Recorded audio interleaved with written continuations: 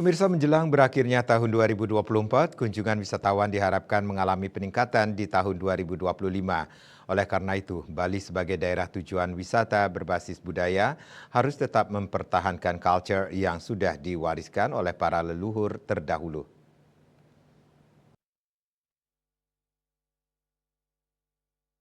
Pariwisata Bali di tahun 2024 sudah memasuki masa recovery, di mana kondisi pariwisata sudah mulai bangkit pasca pandemi COVID-19. Harapannya tentu di tahun 2025 yang akan datang kunjungan wisatawan domestik maupun mancanegara mengalami peningkatan. Kondisi geopolitik antara Rusia dan Ukraina diharapkan bisa membaik seiring dengan terpilihnya Donald Trump sebagai Presiden Amerika Serikat. Jika ini terjadi, maka kondisi ekonomi global akan semakin membaik di tahun 2025. Di sisi lain, dengan dikeluarkannya peraturan moratorium pembangunan hotel di kawasan Sarbagita merupakan suatu hal yang sangat positif dalam menata kembali pariwisata Bali agar pendistribusian wisatawan bisa lebih merata. Praktisi pariwisata Bagus Sudibya menyebutkan, Bali sebagai daerah tujuan wisata berbasis budaya harus tetap mempertahankan warisan tersebut. Nah, Bali ini sebagai daerah tujuan wisata yang berbasis kultur budaya, itu jangan sampai kita keluar dari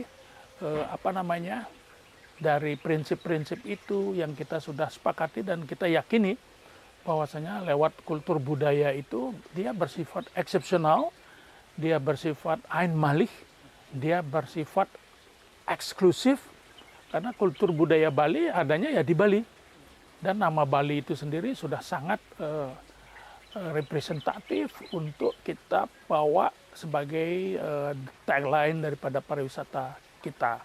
Sehingga oleh karena itu maka perlu memang terus dipahami, disadari, disosialisasikan kepada masyarakat bahwasanya jangan kita sampai keluar daripada prinsip-prinsip pariwisata budaya itu sendiri. Sebab kalau itu sampai kita sendiri yang meragukannya, ya wisatawan akan semakin ragu untuk berpikir tentang kultur budaya Bali yang bersifat eksepsional sudah tidak lagi berlanjut, berkembang dan dipertahankan, dan itu sayang sekali. Sebab untuk pariwisata alternatif yang lain kita sudah tidak cocok dan juga kita sudah terlambat.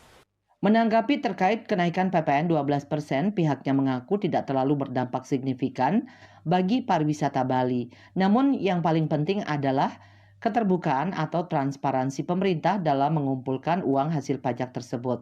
Jangan sampai uang hasil pajak justru disalahgunakan yang berakibat pada tidak berjalannya program-program pemerintah dalam hal pembangunan. Andika, Bali TV.